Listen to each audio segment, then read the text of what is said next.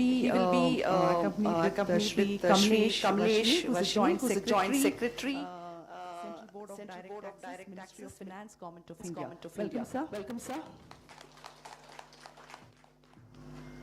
So we have Shri Raja Sedhunath, who is the Chairman of ASSOCHAM, Kerala State Development Council, along with Dr. Nirmala Lilly, the President of Kerala Management Association, Ms. Pooja Aluwalia, who is Assistant Secretary General, ASSOCHAM. So I'll not take much of my time because we have a very pretty tight schedule. So I would like to welcome Shri Raja Sedhunath, Chairman of ASSOCHAM, Kerala State Development Council, to do the welcome note.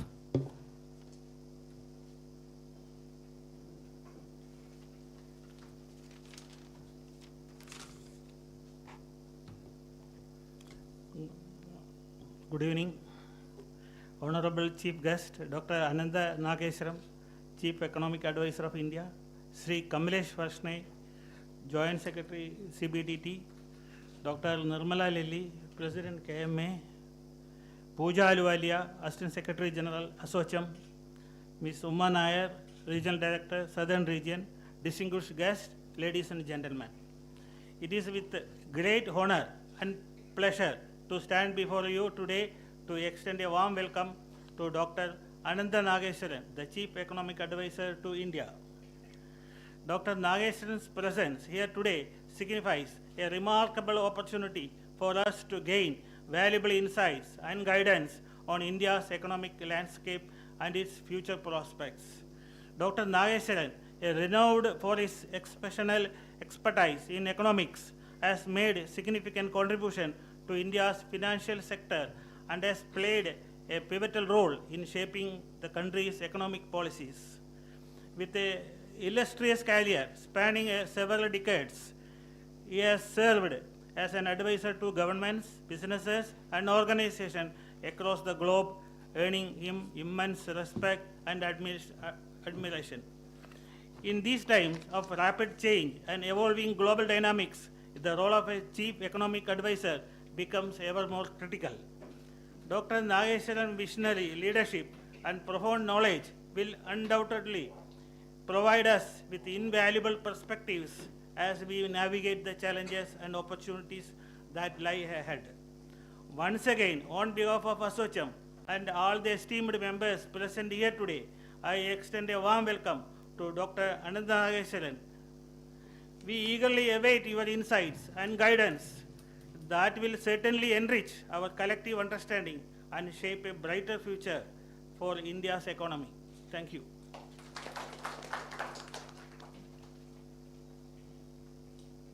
Thank you, Chairman, sir. Now I would like to invite Dr. Nirmala Lilly, President, Kerala Management Association, to give her address, please.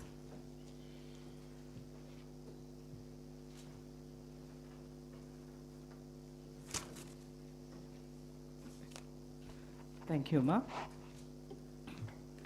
Chief Guest of the Day, Dr.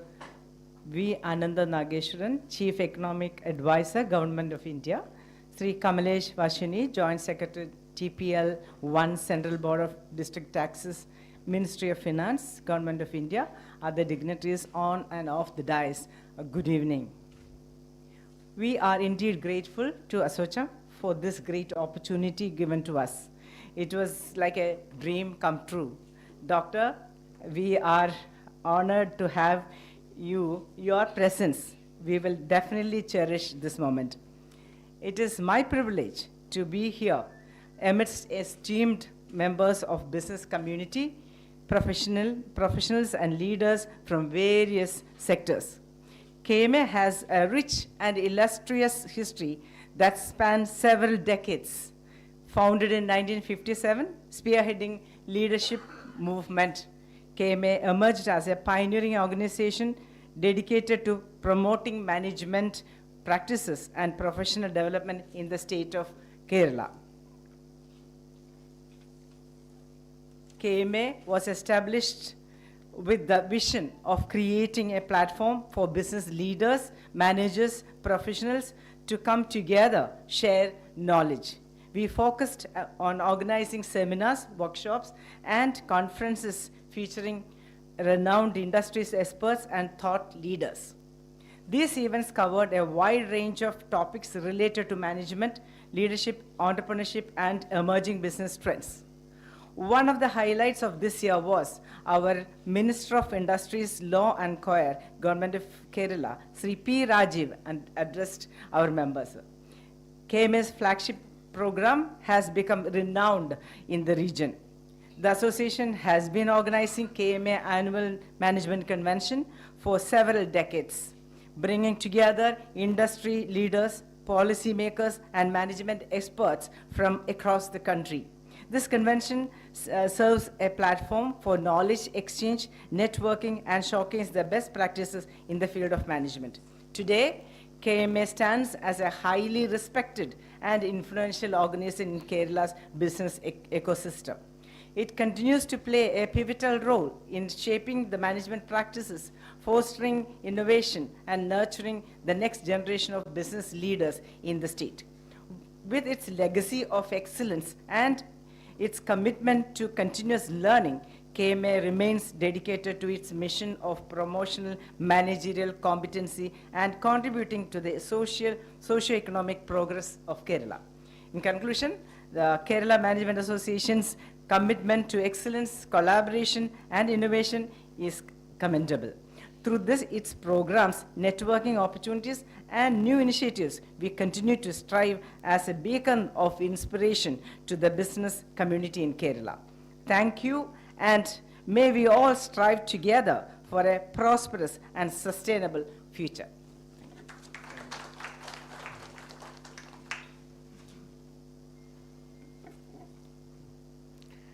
Now let's give a round of applause and invite our guest for the day, Dr. V. Anantha Nageswaran, to deliver his keynote address.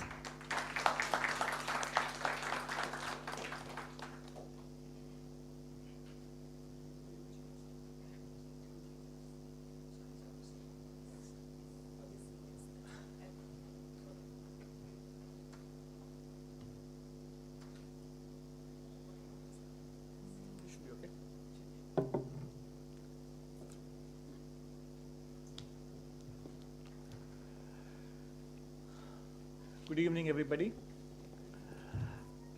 Dr. Nirmala Lilly, Mr. Raja Setunath, Ms. Pooja Aluwalia, Ms. Uma Nair, and my colleague Kamlesh Vashni, and ladies and gentlemen. The West normally refers to rain as something like it rained on the parade, right? As a sort of something that spoiled the show, whereas we, in our tradition, welcome rains as a sign of auspiciousness. So a couple of days ago, I was in Kolkata, and they were saying that they were sweltering under the 43 degrees Celsius heat, and Kamlesh's colleague, Mr. Raman Chopra, was with me, and they said both of us had brought welcome showers when we landed in Kolkata. So we were very happy to take that compliment, even though we had nothing to do with it. So here also, I'm very happy to land, amidst beautiful gray clouds and green lush fields on the ground. And because at this point in time, the only thing that can spoil the parade or the party is lack of rain compared to what the West says. So in that sense, for us, this is very welcome showers, and I hope it continues for the rest of my 2 days of stay here, or 3 days rather. I always enjoy coming back here because my mother was born in this state. She's from Kodungalur. And my cousin, in fact, was supposed to be here. I've been looking out in the audience. He's not yet here. So he lives in Ernakulam. So I invited him to join me here. So far, he has not showed up.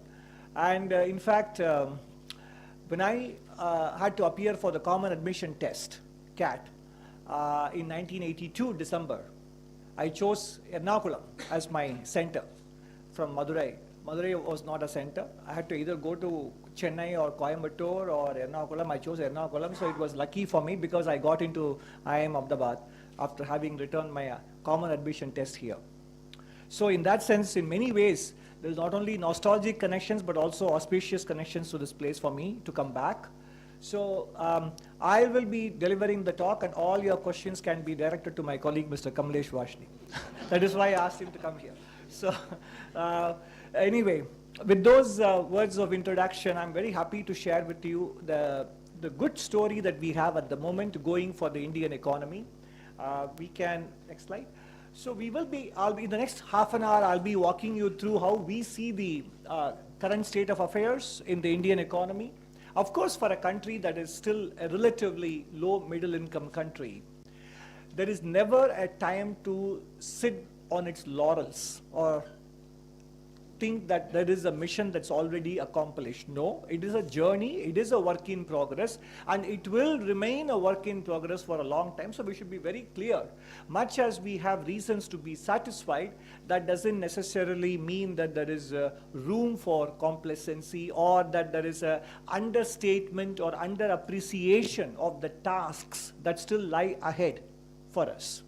So I will be walking you through these 4 or 7 topics here, talking about the current state of the economy, and then which sectors are doing how, etc. And why are we optimistic about the medium-term performance, and then how the government, both union and state governments, can help with their fiscal prudence, and then the digital integration, which is a very exciting new kid on the block, so to speak, and it's more about 5-6 years old, but that is also helping India achieve efficiencies. And then the outlook for the near term, apart from the industry-wide reforms that have been undertaken so far. So next slide, please. First of all of you know that for the year ending FY23 March, we have a 7.2% real GDP growth as per the Ministry of Statistics. And most of you may know that India releases 6 estimates of the GDP number. So the 6th estimate is the final one that is frozen, that comes in January, February 2026 for the year ending March 23. So my guess at this point is when this number is finally frozen in January, February 2026, the final number could actually be even higher than 7.2%, because the underlying momentum in the economy is quite strong. It is important that we clocked a number that was above 7 after the good show in FY22, because we need to catch up with the pre-pandemic trend. And even pre-pandemic, the economy was slowing down in 18-19 and 19-20. So it is important to arrest that kind of slowdown, and the last 2 years of numbers are therefore satisfying. Next slide, please. Now, on the left side, you can see, of course, the quarter by quarter breakdown. So we had a 6.1% year-on-year in January-March quarter. Before that was only 4.5% in October-December quarter of 2022. And a lot of people thought that the economy was slowing, and I was explaining to them, the journalists and so on, at that point, that 4.5% was a statistical artifact, because the previous year's numbers were revised higher, therefore it is like the base depressing the growth rate. But we were looking at the weekly, monthly numbers, and they painted a different picture. So I was confident that the economy would actually show a better growth number in the 4th quarter of the financial year, which it did. So in that sense, by the way, some of you may not be aware, the Ministry of Finance, Department of Economic Affairs, produces a monthly economic report around the 3rd week of the month. The Reserve Bank of India produces a chapter in its monthly economic bulletin called the State of the Economy. So the RBI does it. The Ministry of Finance monthly economic report comes out around the 3rd week in the website of the Department of Economic Affairs. You can look for it. We share with you not only how we feel about the economy, but why we feel that way. It is a balanced assessment of the economy, and please, therefore, in case you are not aware, I think it is something that is worth looking at, because it is a very useful compendium of information backed up by data and analysis of how the economy is progressing. Now, in the, let's take the previous slide, please. On the right side, what we are showing is that India's 4th quarter GDP of 6.1% is actually much better than several other countries at this point. So it's important to know, I mean, sometimes people might say, how does it matter what others are growing at? What matters to us is how much we need to grow and how much have we actually achieved? I agree, both are important, because today the world is, it is a cliched phrase to say, facing so many question marks, unknown unknowns.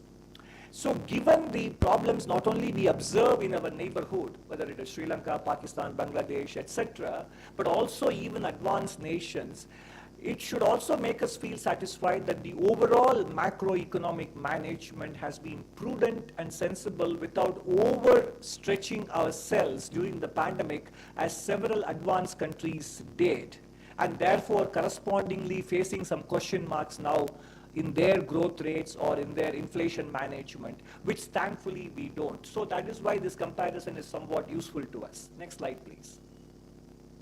So now, obviously, if you look at the trajectory from the 10th largest economy to the 6th to the 5th, and then expectedly a 3rd largest economy in the world.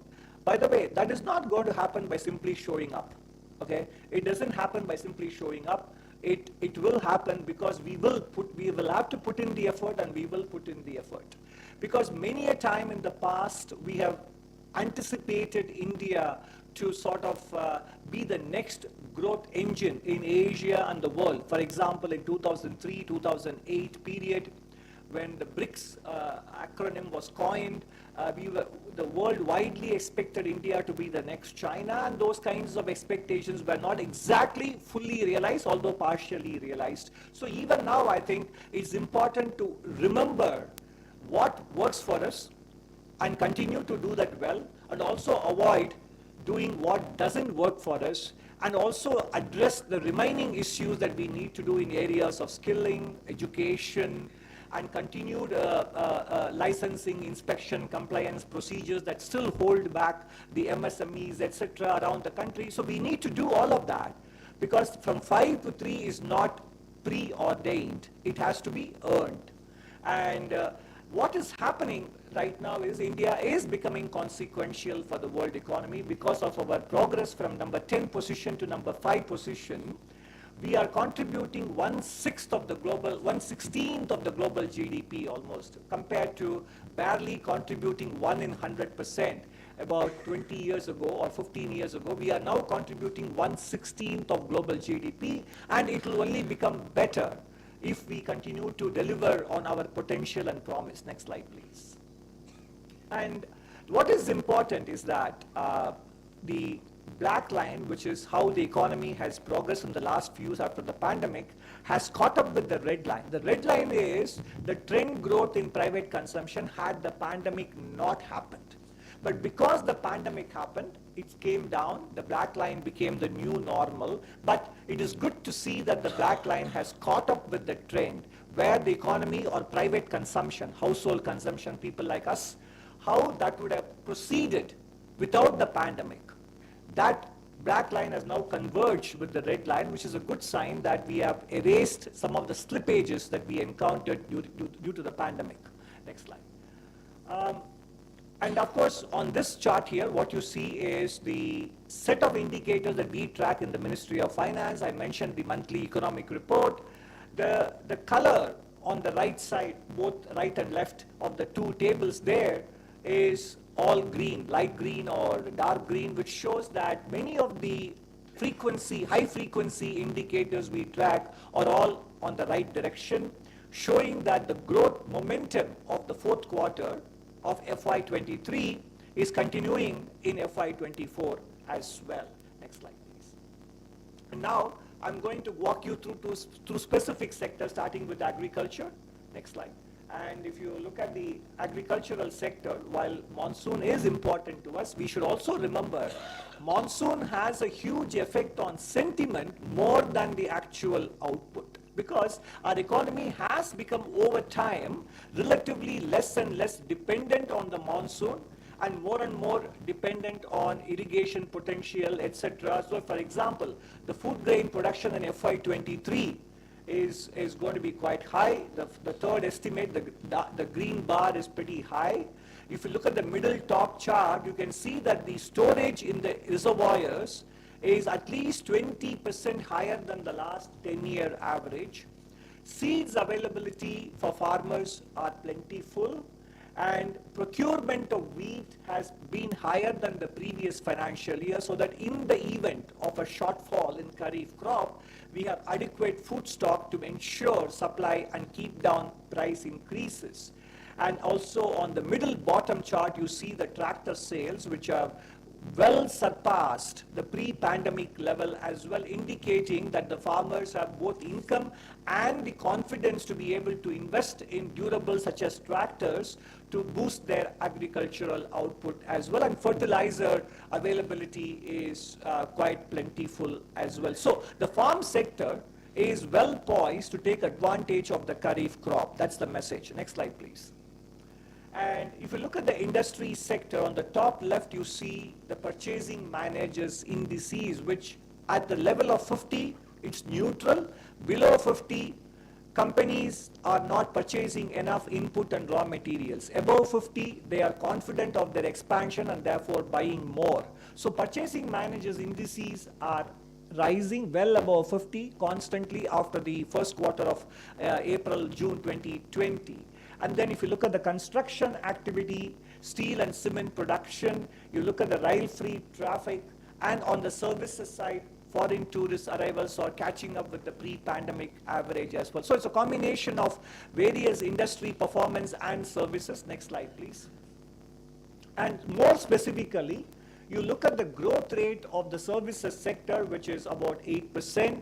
Yes, you might notice that the industry, the red line, has dipped, but the growth rate is still positive. It is lower because in the course of 22-23, we all know that oil price went up, interest rates went up, so there is a natural slowdown. But as you saw in the previous slide, purchasing managers are still confident, and the industry is looking ahead to better growth. So it is not something that is a trend, it is a seasonal development.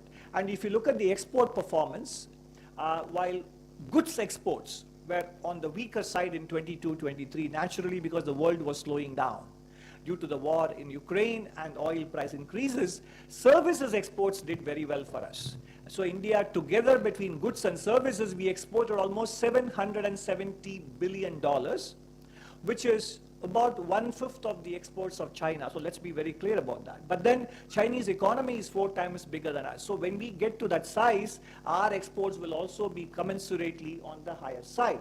Now you look at the private consumption to GDP, we will have more to talk about that. It is at a 16-year high at 58.5% of GDP.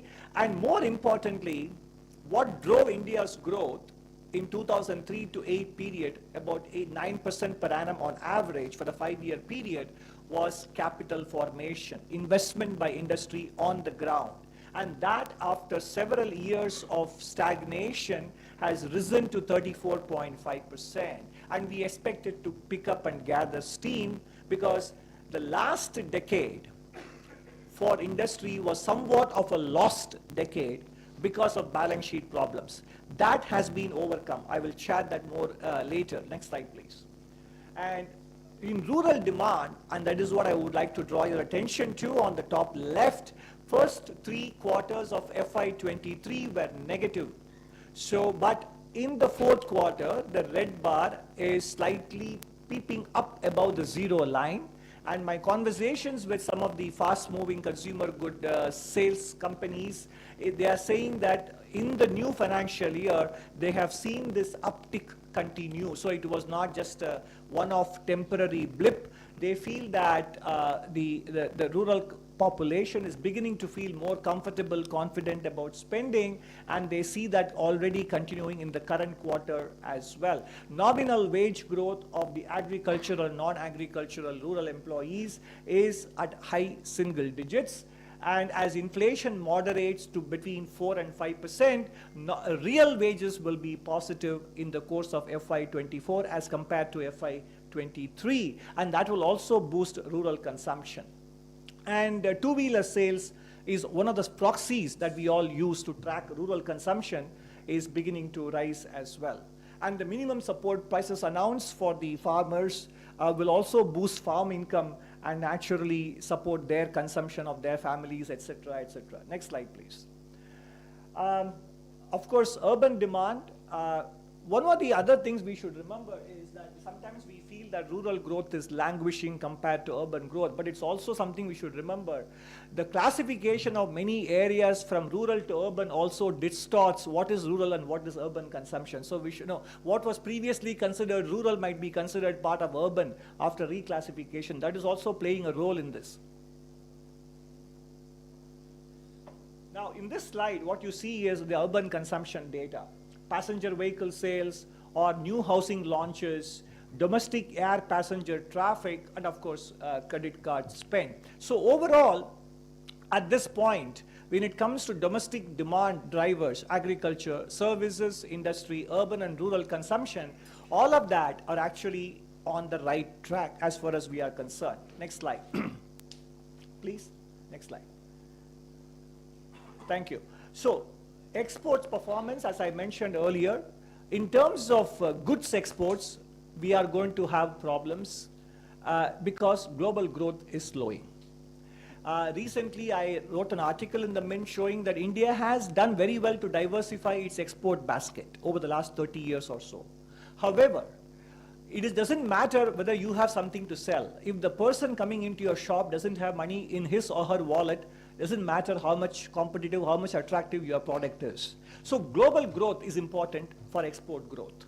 And therefore, merchandise export growth is something that we will have to work hard to keep our market share or gain market share. That is where industry has to invest in R&D, has to do better marketing, etc., and diversify our product range and focus on quality, etc. It's going to be a hard grind for the rest of the decade because global growth is not going to be very strong in the rest of the decade. But services sector growth is surprisingly doing well for us because many companies now do not rely on India only for IT-enabled services.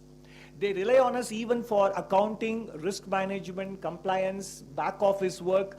Their dependence on India through global capability centers, GCCs, have become much wider. For example, Schlumberger actually uses India for entire risk management. Entire risk management of Schlumberger, the chemical giant, is actually happening from India. So in that sense, services export growth, which did very well in FY23, will continue to be a bright spot, and that is why the merchandise, the trade deficit, of course, is coming down. This is only trade deficit in goods, not including services. It has come down in the last 2-3 quarters because oil prices came down, and fertilizer and food prices came down as well. So overall, our external situation is comfortable, but we should be prepared for an uphill struggle when it comes to goods exports, given the global demand conditions. Next slide, please. When it comes to foreign exchange reserves, we have 10 months of import cover, only bested by Brazil and China, which have much higher import cover, but 10 to 11 months of import cover is an extremely comfortable situation. And therefore, the current account balance, because of strong remittances from Indian workers overseas, more than $100 billion last year, and then declining trade deficit, is contributing to the current account deficit becoming smaller and smaller, going towards less than 2% of GDP from nearly 3.5% of GDP at the beginning of the last financial year when oil prices shot up. Next slide, please.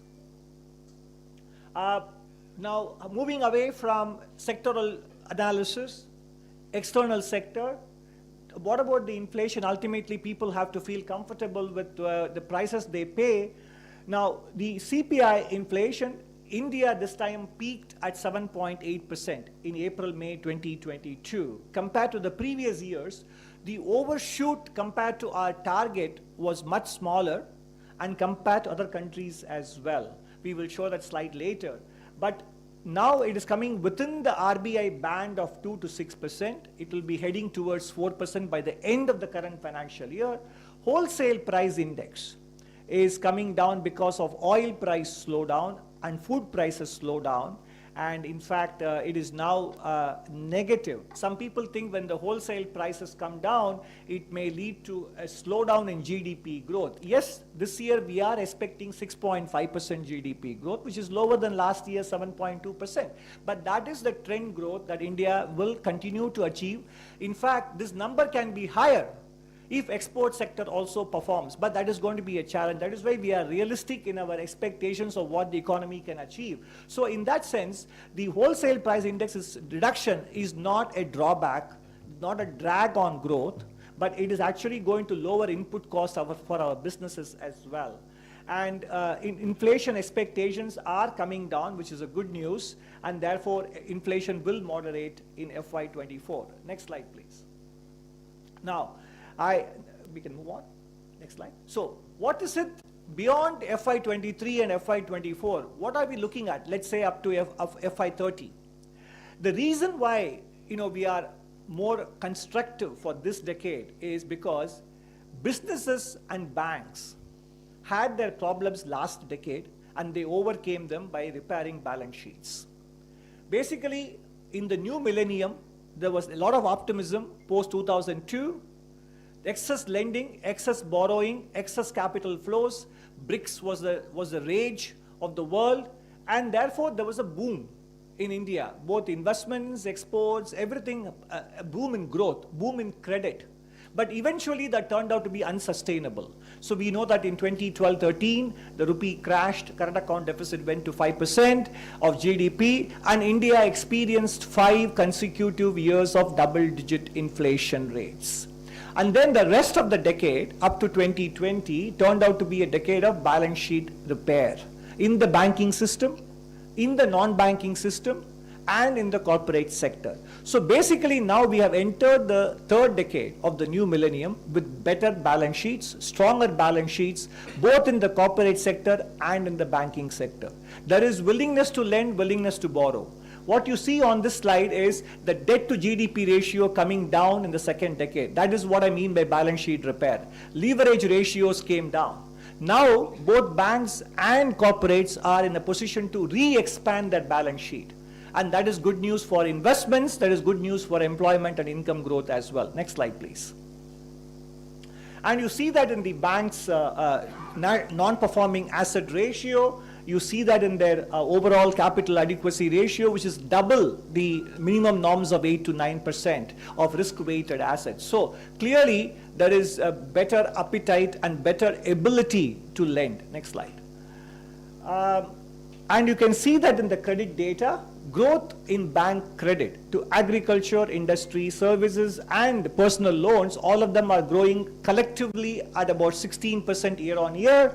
And specifically to MSME sector, the growth rate is a sustainable 12% as well. So clearly, the strength of the balance sheets is now encouraging and incentivizing the banks to expand their balance sheets, and that is beginning to happen. That's a good news. Next slide. And investment activity, we don't simply track investment activity by looking at the capital formation data, which comes only once a year. You track it by looking at the capital goods index of production in India, which is the blue bar. And then you look at the construction and machinery index production.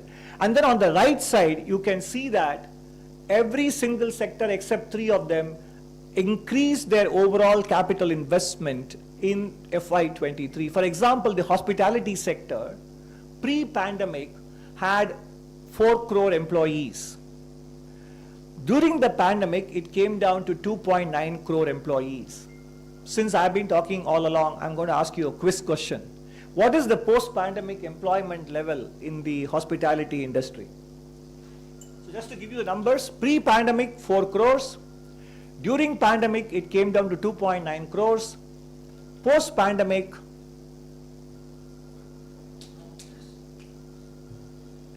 that quickly.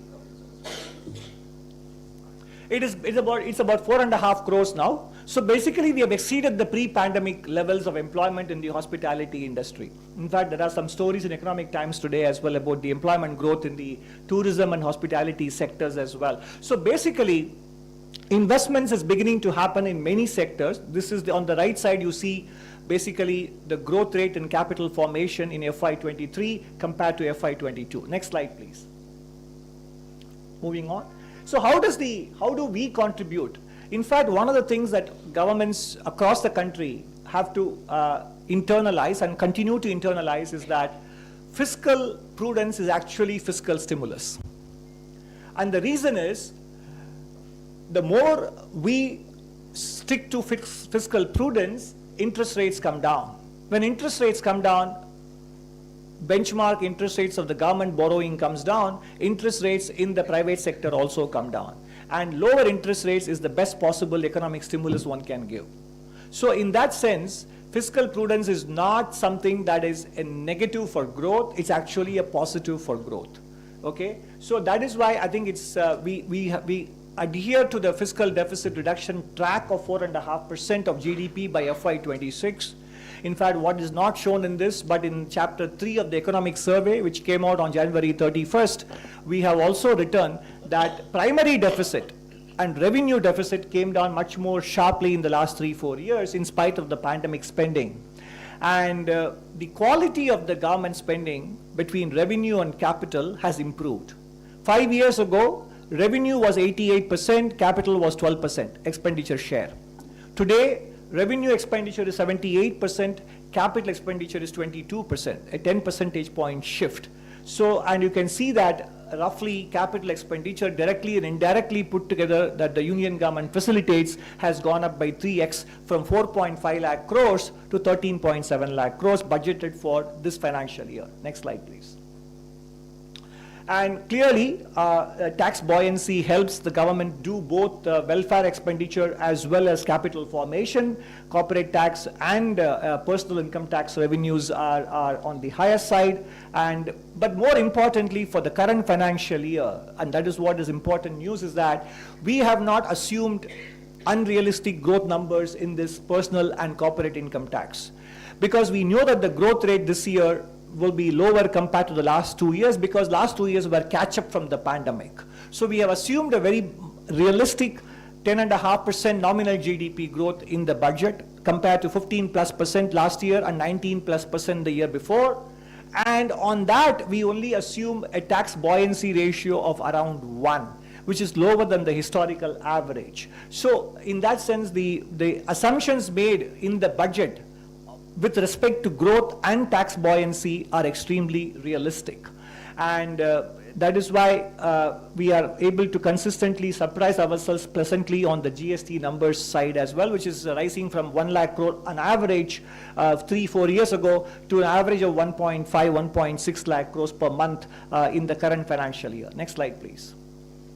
Now, I spoke about, next slide, I spoke about the big change this decade compared to last decade, which is the capital formation, the balance sheet strength of banks and companies, which is going to drive investment growth. I mentioned to you earlier that investment growth was sluggish in the last decade. This decade, it is going to be a positive contributor. The second positive contributor to growth this decade is this digital transformation of India, public digital infrastructure. All of us know about UPI, but more importantly, it is not just about the UPI, but also about account aggregators, open network, digital commerce, etc. And the statistics are showing that the online usage in India has put it well ahead of the largest digital economies with respect to digital payments and in terms of the number of e-commerce customers from tier 2 towns, etc. So basically, overall, what is happening is that the digital economy is contributing to financial inclusion, formalization, and expanded market opportunities. In fact, so much so that the Economist newspaper wrote 3-4 months ago in January that in few years' time, pavement vendors and hawkers in India would have become formal enterprises because of the way that the economy is formalizing.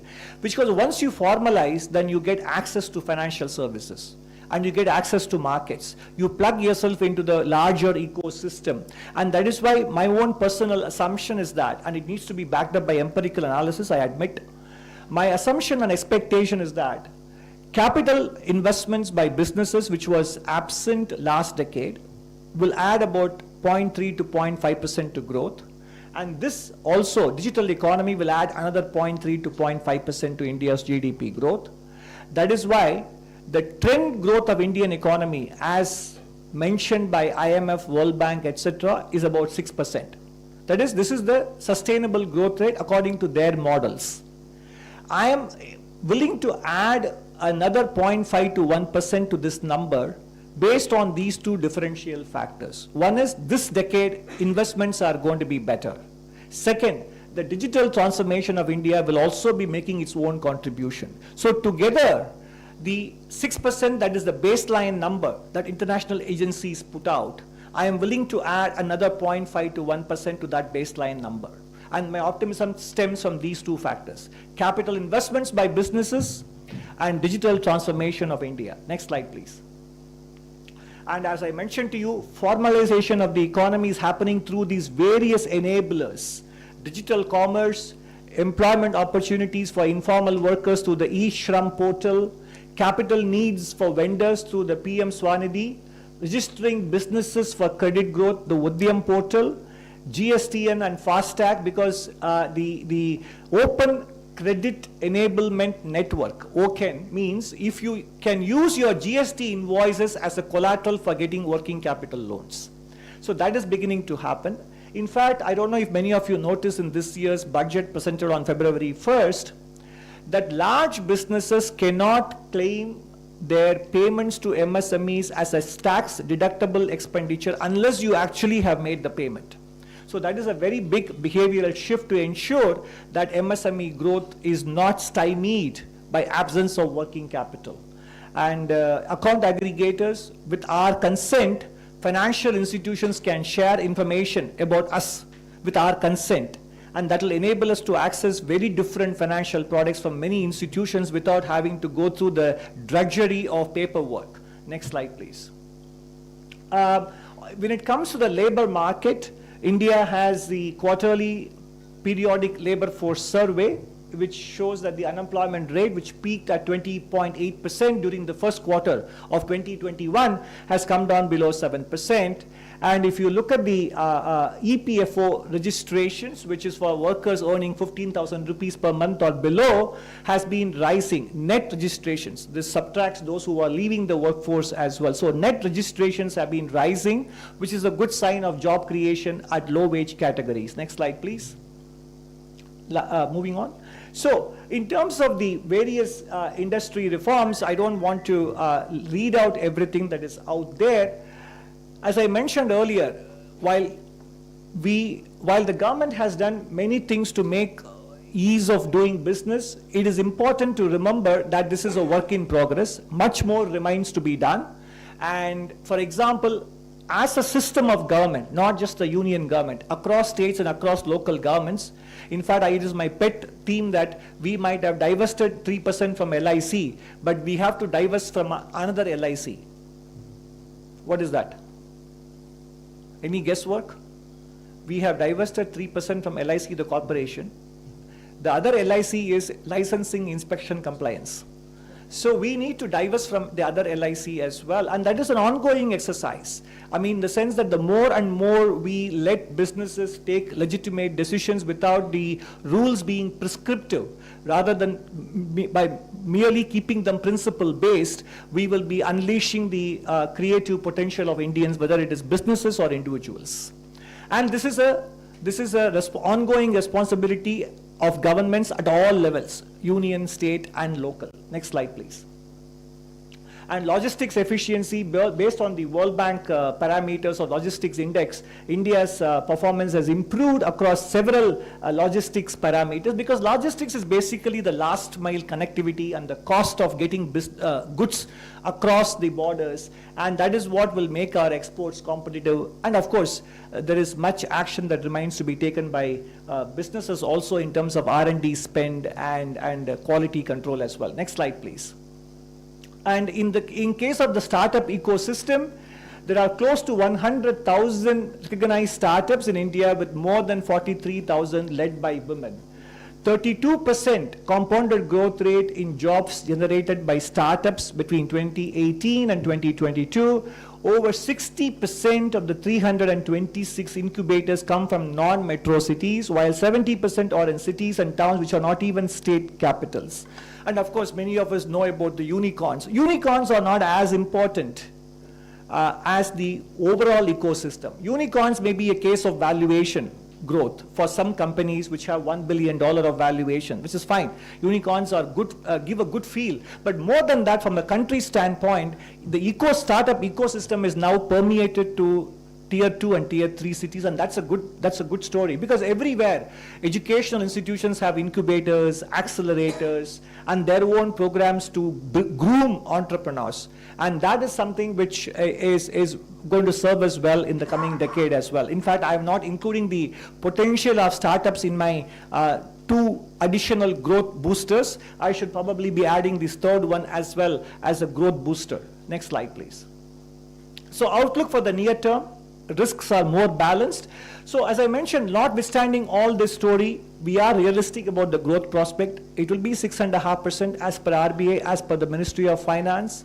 And if we can sustain 6.5 to 6.8% for the rest of the decade, given global conditions, it will be a very creditable achievement on the part of the Indian economy, given what is going on in the rest of the world in terms of geopolitical tensions, supply chains being reconfigured, and the last 30 years of globalization slightly taking a retreat, countries intent on reshoring, and countries intent on encouraging domestic manufacturing. US's Inflation Reduction Act makes the US businesses set up shop back in the US to enjoy the government subsidy. So there is a lot of structural changes going on after 35 years of emphasis on globalization. Now there is a rethink, re-examination. These things happen because most of these things happen in a cyclical manner. So we have to be prepared for that. That is why we are not saying that we will be able to grow at 8%, 9%, because export growth is going to be a problem given the external situation.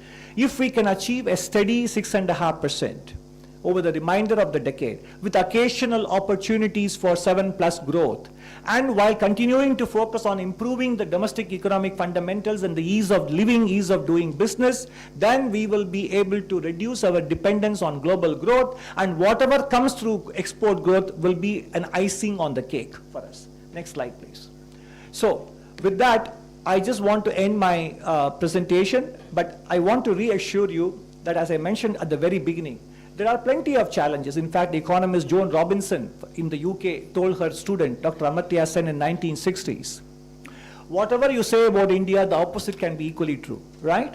I mean, which means we were a $280 billion economy in 1993, and we are now a $3.4 trillion economy 30 years later, in spite of the currency depreciating from 30+ rupees to 80+ rupees right now, right?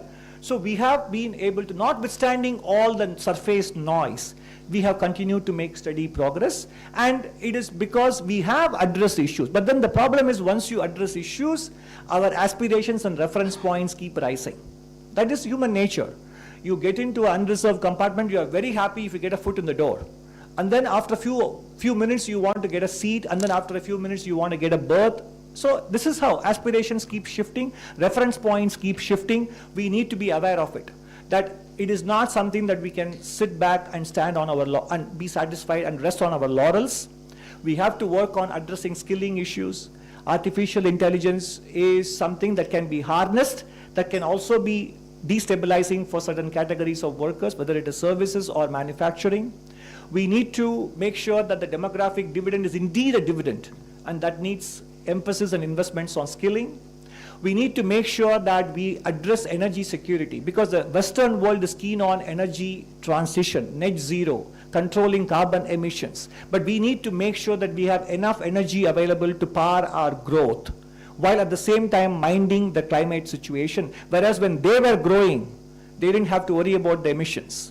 So we have multiple challenges, but these are, I would call, opportunities and low-hanging fruits, which is what gives us the upside. From what we have already done so far, we have maintained macroeconomic stability. We did not overspend during the pandemic, so that our macroeconomic fundamentals are in good shape. We are on track to grow at 6+%, 6.5% on average for the remainder of the decade, but we can do better, and we need to continue to strive to make sure that economic growth translates into better well-being and standards of living for all our citizens, and that is the goal. Thank you very much.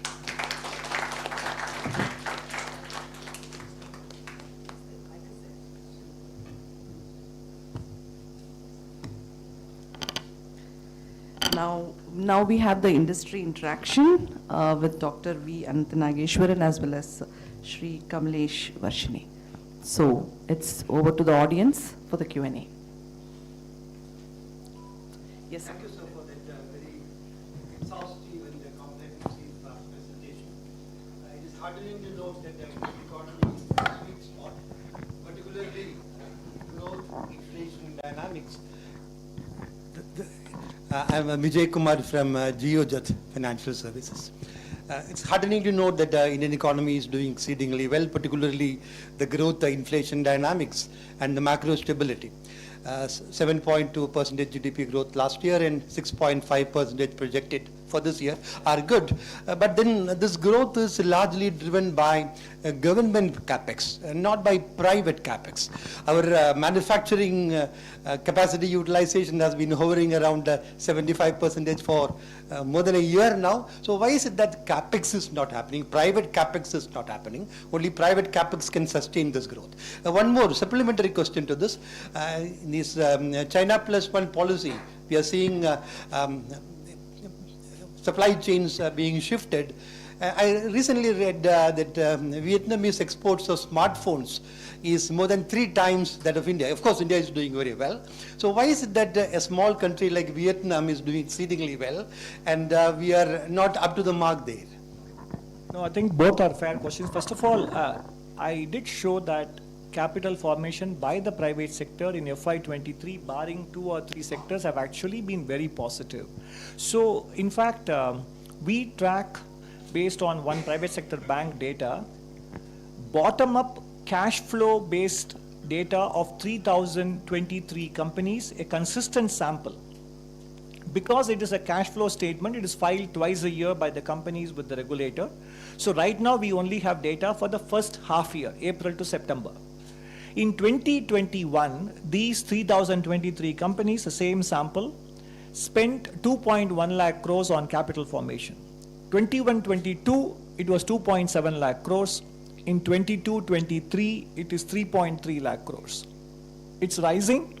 And also I showed you granular data for several sectors and industries where capital formation has indeed picked up, and that is the reason why the capital formation to GDP ratio has gone up to 34%. So it is beginning to happen. It is no longer a prospective story, it is a current reality. So I expect that to continue. That is why I specifically mentioned that one of the differentiators, one of the growth boosters this decade is going to be capital formation, because it's already underway. Now, on your second question about China Plus One, again, these things do not get decided that quickly by companies. Status quo is a very powerful force. I mean, even if, for example, I am dissatisfied with a particular job and I have to relocate to another place, there is plenty of considerations that I need to weigh, not just my own job prospect. So when I put all things, when I consider all things together, I may still choose to live with my current status quo if overall there are too many things I will be upsetting in the process. And also, we need to understand that China will also be doing whatever it can to persuade those companies to stay as well. And the cultural similarities between China and Vietnam, other countries, are relatively much closer for them to be able to shift easily.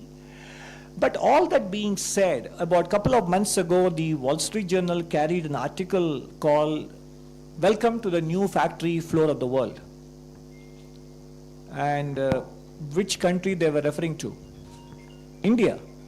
And it is beginning to happen, but many countries, many companies, for whatever reason, will go about it rather quietly rather than very noisily, for multiple reasons. And I think we will be seeing it in the data. Last year, once again, as I mentioned, other countries are not sitting quiet. The United States came out with this Inflation Reduction Act, which subsidizes a lot of industries very heavily to set up shop in their own country. So FDI as a whole, globally, declined in 22-23 because of oil price shock, because of interest rate increases, but also because of countries wanting to reshore.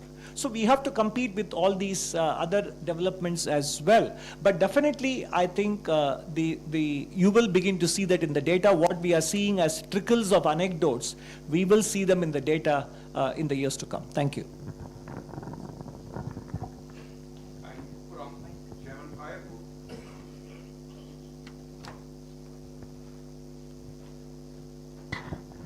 I'm Kupuram, Chairman Kaya Board. So you have referred emission now, that you mean that is global warming. So what will be the scope for the eco-friendly products in export? Of course, export is going to be a problem. That is, we will have some problems in export. That is, it will be not that easy. What will be the scope for eco-friendly products, like that is our agro products of our nation, that is India. What will be the scope in that export?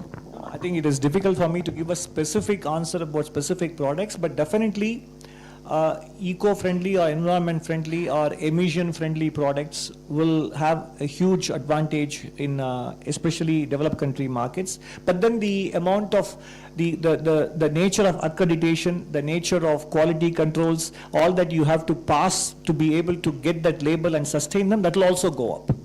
So the market for eco-friendly, environment-friendly and carbon emission-friendly products will be there, will be rising in future. So you have a huge opportunity there.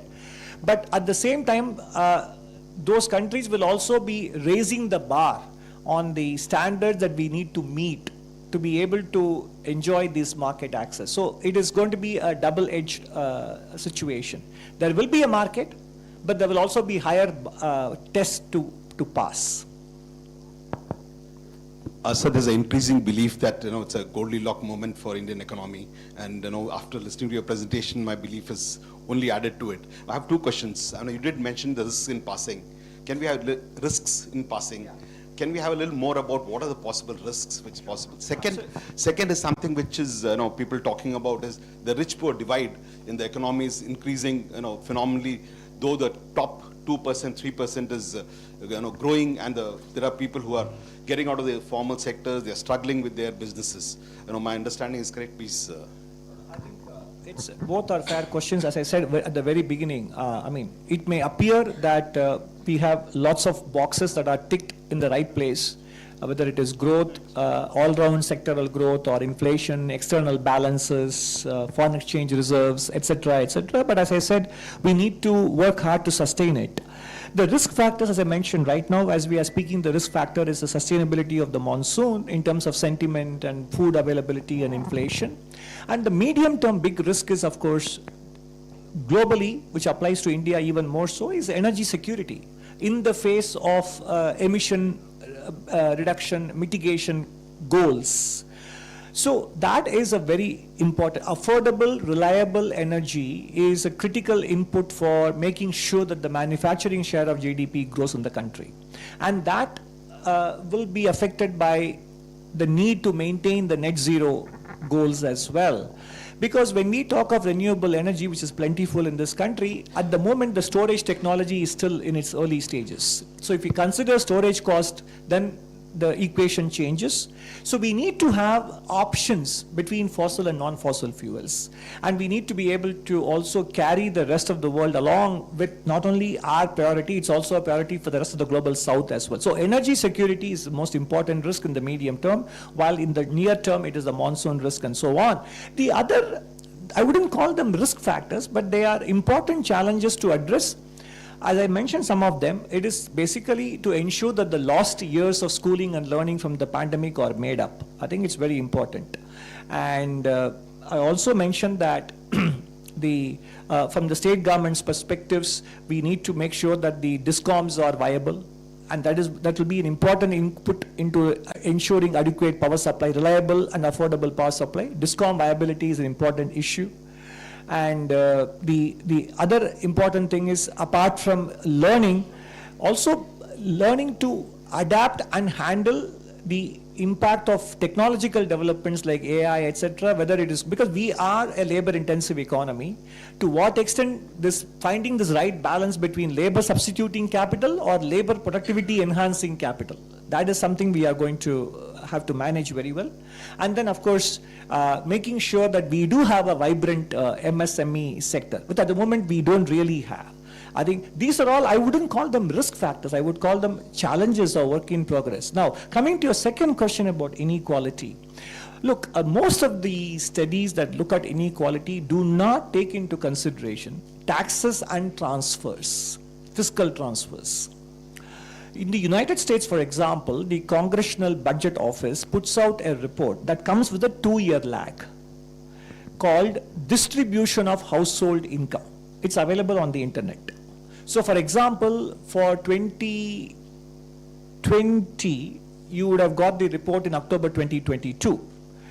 And if you look at that, pre-taxes and transfers, the inequality measures, income distribution across the top 1% and the balance 99%, across the 5 quintiles, and you look at it post-taxes and transfers, it is chalk and cheese. It's very different. In the case of developing countries, such data are not so easily available. However, Tulane University did a study for India, but they have data only until 2011-12 because we didn't do the consumption survey in 2017-18. So the next consumption survey that comes out, they will be able to update it. They showed that, and this paper came out only last year, and they showed that if we take into consideration the various welfare measures that the government of India is putting out, then the Gini coefficient is substantially lower for India. So what we are talking about is, when we talk about inequality measures, we do not fully account for the role that fiscal transfers and taxes play. If we do that, then the nature of the debate will be different. Sir, your presentation has been excellent. We are all very happy to know that India continues to grow at a much faster rate than what it has been in the last few years. But at the end of the day, what matters is, you see, the common man. The poverty index globally, if you take it, we are still hovering around the bottom 20 or bottom 30 or even lower sometimes. So effectively what matters is the per capita income, the consumer prices, it continues to grow, and the inflation rate, and also the employment rate. So when are we going to reach some comfort level on these parameters? That is what I spoke about in the presentation. So yeah, I mean, the inflation rate this time around compared to in the past episodes, we peaked at 7.8%, whereas our range was 2 to 6. So our overshoot was about 1.8%, and then we have come down. And then compared to other countries where the target was 2, but they went to as high as 10%. So I think after and then when it comes to employment, yes, the unemployment rate was 21% in the first quarter of the pandemic year. Now it is down to 7%. And I also showed you that the agricultural and non-agricultural rural wages are growing at high single digits.